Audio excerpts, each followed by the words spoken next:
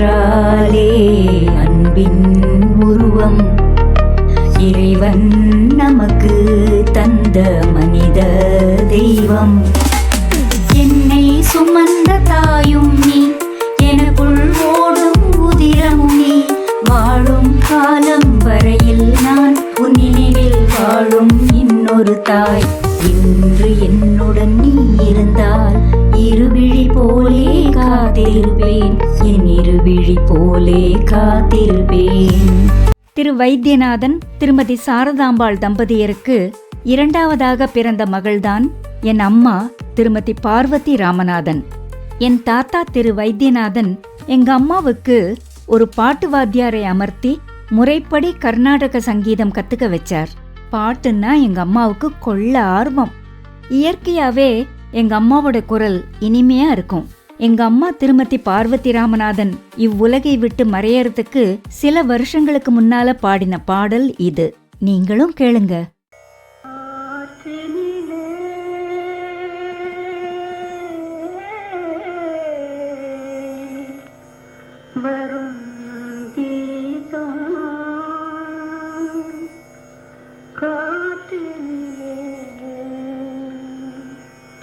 காற்றினிலே வரும் கீதம், காற்றினிலே வரும் கீதம், கண்கள் பனித்திட பொங்கும் கீதம், கல்லொகலியும் கீதம், காற்றினிலே வரும் கீதம், நிலாமலர்ந்த இரவில் தென்றல்.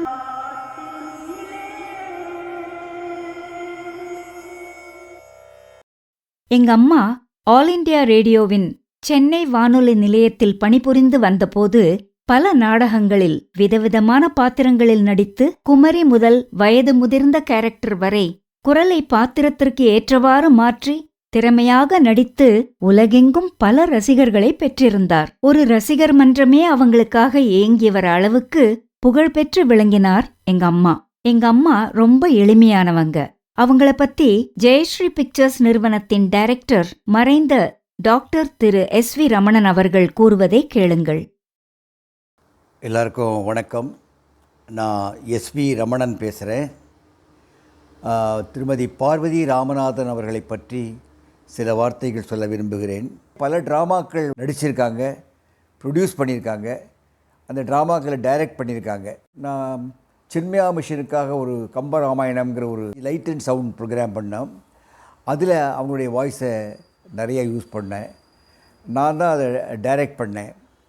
அப்போது அவங்க ஒரு எக்ஸ்பீரியன்ஸ்டு இருந்தாலும் ஒரு டைரக்டரை சொன்னால் அதை கேட்கணும் அப்படிங்கிற ஒரு அந்த மரியாதை, அந்த ஒபீடியன்ஸு, இந்த வே மீஸ் அவங்க பழகிறது, இதெல்லாமே ரொம்ப சூப்பர்பாக இருந்தது. இவ்வளவு நல்லவங்களாக இருக்காங்களே அப்படின்னு.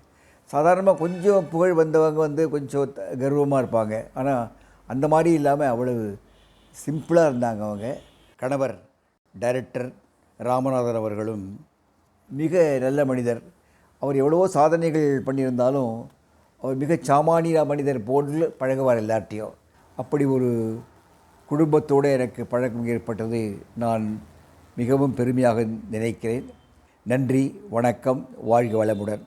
எங்க அம்மாவோட நாடகங்கள் 100கணக்கில் இருந்தாலும் பிரபலமானவற்றுள் சில.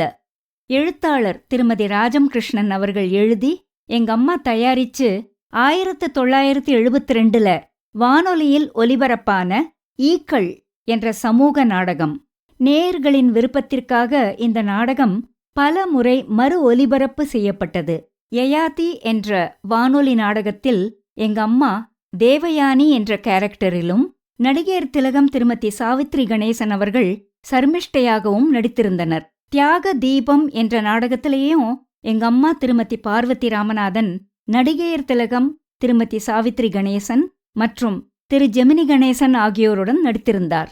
1964 ஒலிபரப்பான திரு டி.என். சுகி சுப்பிரமணியம் அவர்களின் உறவு கப்பால் என்ற ரேடியோ நாடகத்தில் நடிகர் திலகம், திரு சிவாஜி கணேசன், திருமதி மனோரமா ஆகியோருடன் எங்க அம்மா நடிச்சிருந்தாங்க. ஆல் இண்டியா ரேடியோ சென்னை வானொலி நிலையத்தின் நாடகப் பிரிவில் எங்க அம்மாவின் மேலதிகாரியான திரு TN சுக்கி சுப்பிரமணியம் அவர்களின் ஜனதா நகர் என்ற வானொலி நாடகத்துல நடிச்சிருந்த எங்க அம்மா இந்த நாடகத்தை அவர் மேடையில் அரங்கேற்றிய போது அதுலயும் நடிச்சிருந்தாங்க. ஒருமுறை நடிகர் திலகம் ஷெவாலியே திரு சிவாஜி கணேசன் அவர்கள் ஆல் இண்டியா ரேடியோல ஒரு நாடகத்துல நடிக்கிறதுக்காக வந்தார். அப்போ அவர் எங்கூட கதாநாயகியா நடிக்க போறது யாரு என்று அவர் கேட்க, திருமதி பார்வதி ராமநாதன் என்று பதில் சொல்லி எங்க அம்மாவை அவருக்கு அறிமுகப்படுத்தி வச்சாங்க. அம்மா, நீங்க எவ்வளவு பெரியவங்க, உங்களோட நடிக்க நான் கொடுத்து வச்சிருக்கணும். நாங்க எல்லாம் கைய கால ஆட்டி முகத்துல எக்ஸ்பிரஷன் காட்டினா தான் நடிப்பே வரும். ஆனா நீங்க அசையாம ஒரே இடத்துல நின்னு உணர்ச்சிகளை எப்படி உங்க குரல் மூலமா வெளிப்படுத்துறீங்க அப்படின்னு நடிகர் திலகம் அவர்களே எங்க அம்மாவை புகழ்ந்து பேசினது எங்க அம்மாவுக்கு எவ்வளவு பெரிய பெருமை. திரையுலக மார்க்கண்டேயன்னு எல்லாராலையும் போற்றப்படும் நடிகர் திரு சிவகுமார் அவர்களுக்கும் எங்க அம்மா திருமதி பார்வதி ராமநாதன் அவர்களின் குரலும் நடிப்பும் ரொம்ப பிடிக்கும். டெல்லி வானொலி நிலையத்துல தமிழ் செய்தி வாசிப்பாளரா இருந்த திருமதி சரோஜ் நாராயணசாமி அவர்கள் 1983ஆம் ஆண்டு ஜனவரி 9ஆம் தேதியன்று வெளிவந்த குங்குமம் மேகசின்ல நடிகர் திரு சிவகுமார் அவர்களை இன்டர்வியூ பண்ணின போது திரு சிவகுமார் அவர்கள் எங்க அம்மாவை பத்தி சொன்னது, சென்னை வானொலியில பார்வதி ராமநாதன் குரல் ரொம்ப நல்லா இருக்கும். அவங்க வாய்ஸ்ல மயங்கி போய் 6-7 வருஷத்துக்கு முன்னாடி MS பெருமாளுடைய ஜனதா நகர் மேடை நாடகம் பார்க்க போனேன். நேர்ல பார்த்தா அவங்க குரலுக்கும் உருவத்துக்கும் சம்பந்தமே இல்ல. வானொலி மட்டும் இல்லாம மேடை நாடகங்கள்லயும் எங்க அம்மா நடிச்சிருந்தாங்க. 1960ல எங்க அப்பா திரு S ராமநாதன் தயாரிச்சு டைரக்ட் செய்த எல்லாம் உனக்காக என்ற மேடை நாடகம் சென்னையிலையும் சேலத்திலையும் அரங்கேறியது. இந்த நாடகத்தின் கதாநாயகன் திரு கள்ளப்பாட் நடராஜன். இந்த நாடகத்துல எங்க அம்மாவும் நடிச்சிருந்தாங்க.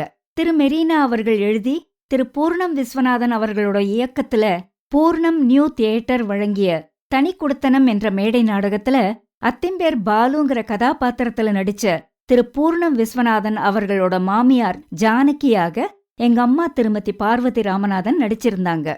1985ல திரு SPB அவர்கள் தயாரிப்புல தமிழ்ல டப் செய்யப்பட்ட மயூரிங்கிற திரைப்படத்துல எங்க அம்மா திருமதி பார்வதி ராமநாதன் படத்தின் ஹீரோயின் திருமதி சுதா சந்திரன் அவர்களோட பாட்டியா நடிச்ச திருமதி நிர்மலா அவர்களுக்கு தமிழ்ல டப்பிங் வாய்ஸ் கொடுத்திருந்தாங்க. அந்த கேரக்டருக்கு எங்க அம்மாவோட குரல் அவ்வளவு கச்சிதமா பொருந்தினதால திரு SPB அவர்கள் தயாரிச்ச அடுத்த டப்பிங் பிலிம்லேயும் அதே திருமதி நிர்மலா அவர்கள் கேரக்டருக்கு எங்க அம்மாவோட வாய்ஸ் போடணும்னு தேடின போது எங்க அம்மா அப்போ உயிரோட இல்ல. 1985 ஜூலை 9ஆம் தேதியன்று எங்க அம்மா இந்த படத்தை சென்னை ஆனந்த் தியேட்டர்ல பாக்கறபோது முதல் முறையா தன்னோட பெயரை டைட்டில்ஸ்ல தியேட்டர் பிக் ஸ்கிரீன்ல பார்த்தபோது சந்தோஷத்தின் உச்சத்துக்கே போய் ரொம்ப எக்ஸைட்டடா ஆயிட்டாங்க. எங்க அம்மா இறந்து போறதுக்கு முன்னால பார்த்த கடைசி படம் மயூரி தான். வெங்கடேஸ்வர, வீட்டை வித்துடலான்னு பாக்குறேன்டா. நீ வேற வாடகை வீடு பாத்துக்கோ. வீட்டை விற்க போறியா? எதுக்கு? தீர்த்த யாத்திரைக்கு போகணும்டா. பாக்குறதெல்லாம் பார்த்தாச்சு. ஒரு 10,000 செலவு பண்ணி தீர்த்த யாத்திரையும் போயிட்டு வந்துடுறேன். 600 ரூபாய் இருந்தா யாத்ரா ஸ்பெஷல்ல காசியில இருந்து கன்னியாகுமரி வரை பாத்துடலாமே. நானும் கூட நினைச்சுட்டு இருக்கேன் அதையே செய்யலாம்னு. மிச்சமுள்ள 9,400 ரூபாய திரும்பி வரும்போது திருப்பதி வண்டியில போட்டுருவேன். டே வெங்கடேஸ்வரா, எனக்கு இப்ப 10,000 ரூபாய் வேணும். எங்க அப்பாவும் அம்மாவும் ரொம்ப அந்யோன்யமா வாழ்ந்த தம்பதியர். எந்த சந்தர்ப்பத்திலையும் எங்க அம்மா எங்க அப்பாவை விட்டு கொடுக்க மாட்டாங்க. அதே போல எங்க அப்பாவும் எங்க அம்மாவோட கரியர்ல அவங்க புரோகிரஸுக்கு உறுதுணையா இருந்திருக்கார். எங்க அப்பாவும் அம்மாவும் ஒருத்தரோட ஒருத்தர் கலந்து பேசிதான் எந்த முடிவும் எடுப்பாங்க.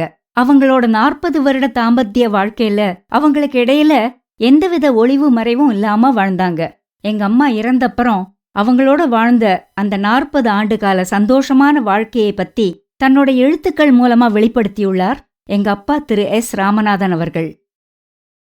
எங்க அம்மாவோட புகழ் மற்றும் வெற்றிகளுக்கு காரணம் அவங்களோட எளிமையும் தன்னடக்கமும் மட்டும் இல்ல, அவங்களோட திறமையும் டெடிகேஷனும் கூடத்தான்.